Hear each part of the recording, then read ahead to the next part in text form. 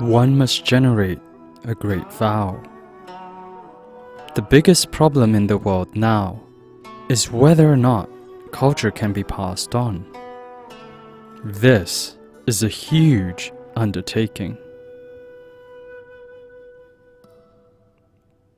If culture can't be passed on, this world will be destroyed.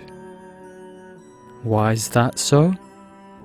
Human beings will no longer know what's good or evil, assuming that what's evil is good, and vice versa.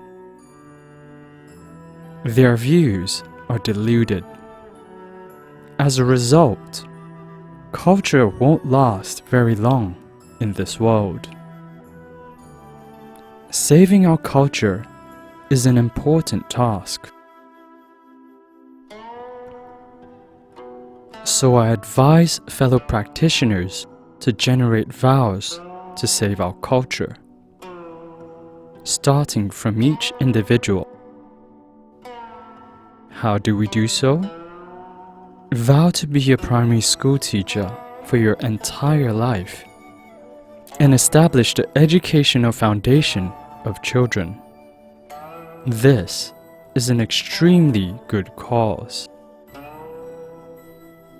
Educate children on ethics and morality.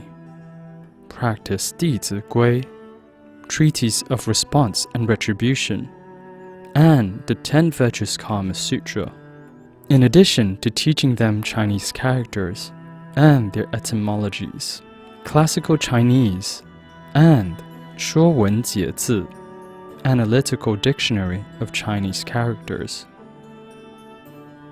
Every single Chinese character is an embodiment of art, philosophy, and knowledge. It'll take a very long time for one to be able to explain every single character clearly and comprehensively. Without several days and nights of explanation, sometimes we can't even explain a character clearly. The character itself is so rich and embodies so much. It's philosophy, it's art. Unlike Western characters, Chinese characters are totally different. They carry Dao, the law of nature, and morality in them. The first character of the Chinese language is Yi, one. This word has endless meanings, but frankly speaking, one can't even finish explaining it in one's lifetime. How wonderful it is! You see, 二, 2, emanates from 一, 1, and 三, 3, grows from 二, 2. All things originate from 三, 3, and so it's the root of all things. It's the source of all things. This is incredible. Foreigners don't know this. If they gain this understanding, they'll be delighted too. To explain Chinese characters clearly and comprehensively, we truly need to work on it and spend our whole lives teaching primary school to help children build a good foundation. Upon establishing a strong foundation for children, learning everything else will be a breeze for them. They won't have any difficulties. Since ancient times in China, foundational education has always been prioritized in early childhood education and moral cultivation, known as 同盟养正. There are a dozen or so compulsory textbooks that form the selected readings of children, and they're only taught to read, but aren't given the explanation. They'd wait until the students turned 11 or 12 before explaining the meaning to them. Childhood years are totally devoted to helping children establish precepts and meditative concentration. We teach them only one subject, not two. This helps to cultivate meditative concentration. They would read a classical Chinese text repeatedly many times, but the focus isn't on learning by heart. Learning by heart isn't important. It's to prevent children from having wandering thoughts. Let them think about what they've read, and it could reduce their wandering and discriminatory thoughts and attachments. The object is to attain meditative concentration. When he's older, he could specialize in one Buddhist sutra or one work from the Confucian classics, historical records, philosophical writings, or literature. He could select what he's interested in and specialize in it for a decade, or what the ancients described as long-term study under poor conditions. There's wisdom in it, and it's possible for one to be enlightened. As the saying goes, reading a book 1,000 times reveals its true meaning. In the past, the teacher's job was a very relaxed one. We could see this from 学记, record on the subject of education. The students had hard lives.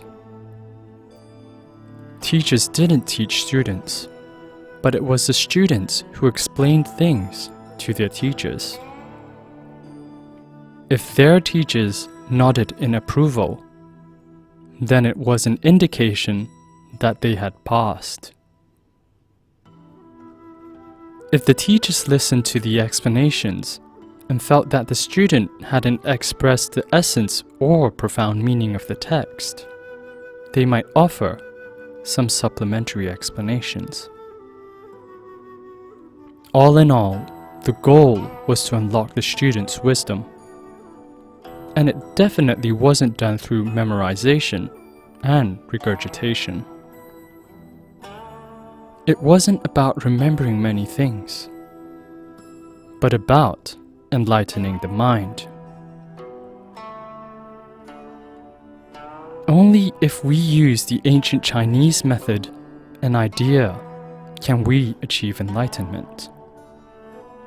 Using the current scientific method is totally wrong. We could only acquire knowledge, not wisdom. What's the reason?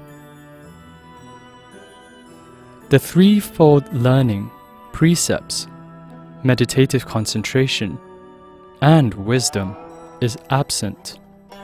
We need to know this.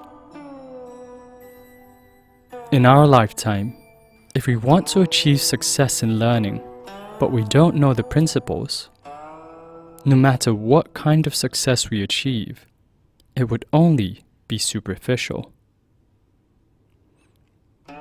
Thus, by having transcendental vows, all will naturally be achieved. This statement is well made. One must generate a Bodhi mind and great vows to inherit and pass down traditional culture. He should promote the culture and bequeath it to the later generations. No matter how poor one is, his life would be valuable. For example, Confucius wasn't wealthy and lived meagerly, but his true aspirations were great. To revive and pass down the lost teachings of the sages, we have to learn to be like Confucius. Having such ambitions, wisdom, and farsightedness we could bring blessings to the world and to our future generations. Only then could one be called a great person in the world. So it's definitely not the kind of hero or outstanding figure who lasts for one lifetime only. The aforementioned points should be understood by lay Buddhist practitioners. Everything comes naturally, not through intentional seeking.